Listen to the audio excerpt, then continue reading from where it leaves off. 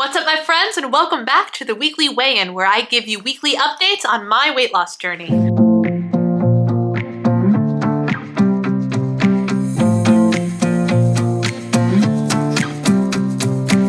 This week, y'all, was a doozy. It was a doozy. Why? Well, if we stop and think about what last week's video was about, it was all about PMS weight gain and how I was experiencing that familiar fluffy and bloated feeling. I poke at my cheeks because I don't know if you guys notice this when you see me on videos, but I feel that when I'm bloated, like PMS bloated, I can see it in my cheeks. I have always had round cheeks, always. Even at my thinnest, I had sunken in cheeks like here because I was too thin. I was way too thin, but that's a story for another day. But right here, I've always had just like this little baby fat that won't go away. So I've always had round cheeks, but I always feel like when I'm like bloated, like PMS bloated, my cheeks are bigger.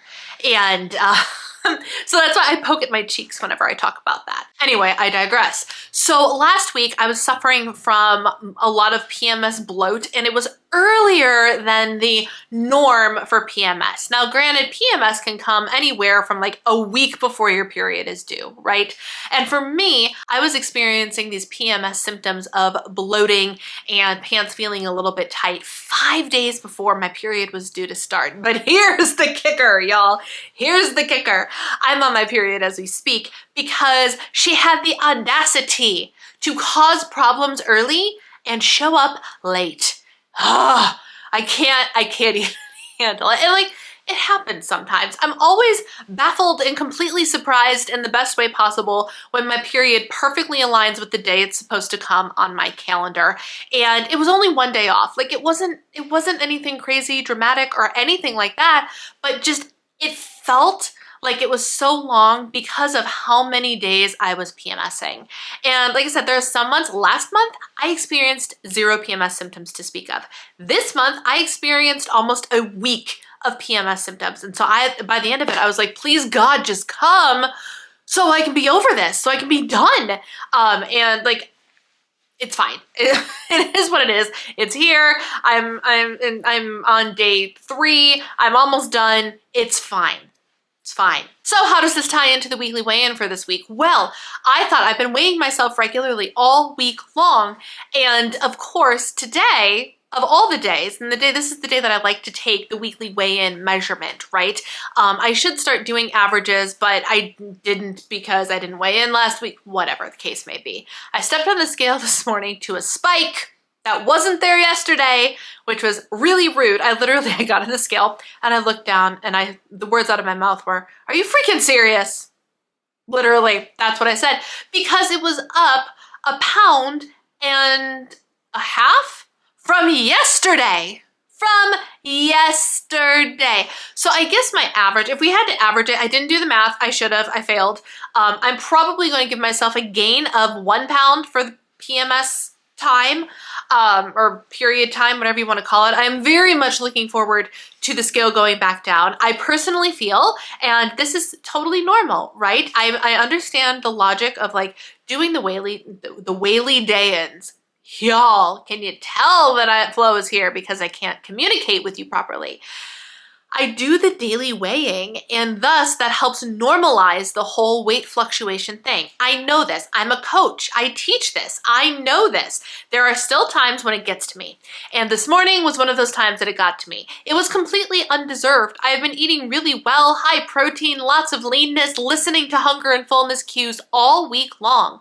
And today, of all days, my scale spikes instead of goes the way that I thought it was going to go, which was down. I thought my scale was gonna go down, and it did not.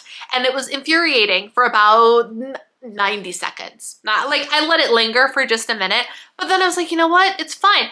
Why? Because I know that it's just a spike in the scale and that it's gonna come right back down, especially once my hormones and my period and everything even back out.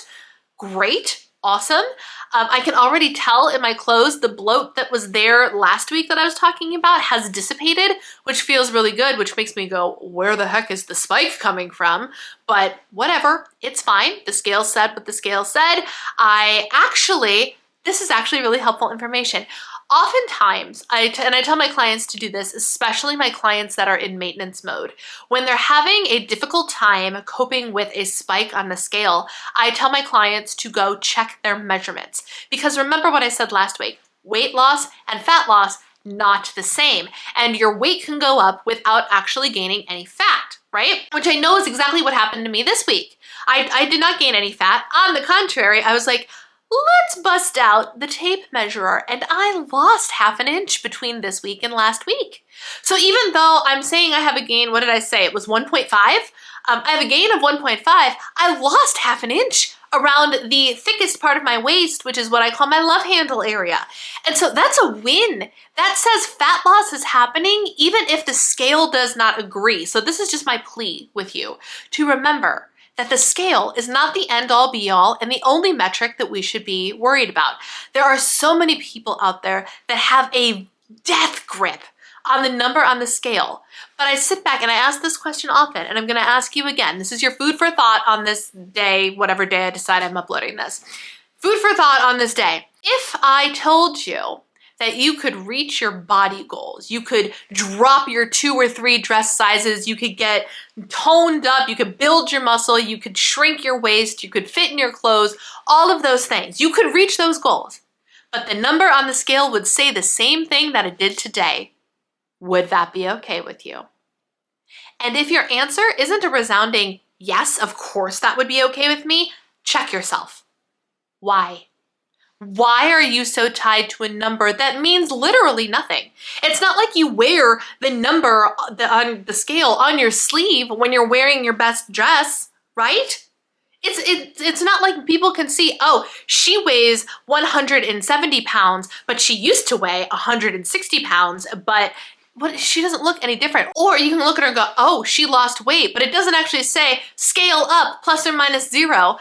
It doesn't say that. Nowhere does your body weight actually matter compared to your body composition. Ultimately, what are we after? We're after fat loss. We're after smaller waist circumference. We're after smaller clothing size. We're after healthy blood levels, healthy cholesterol levels, healthy blood sugar levels. We're after all of those things. If I told you you could have perfect blood test results, an A1C level that is to die for, low cholesterol, low blood pressure, your dream dress size, all of those things, but the scale number still said what it said today, how would that make you feel?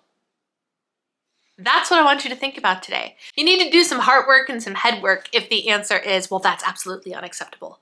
And I have met people who have said that is absolutely unacceptable. And even if it is a hypothetical situation, if you weigh 300 pounds and your goal weight is 150, obviously to get to your goal body, the number on the scale is going to change. Logic is not my point here. Logic is not my point here. Hypothetically, if this situation were to be able to manifest itself in some way, shape, or form, how would it make you feel? That's what I want you to think about today. Subscribe if you like these weekly weigh-in videos, and I will talk to you guys next week. Thanks for watching. Bye.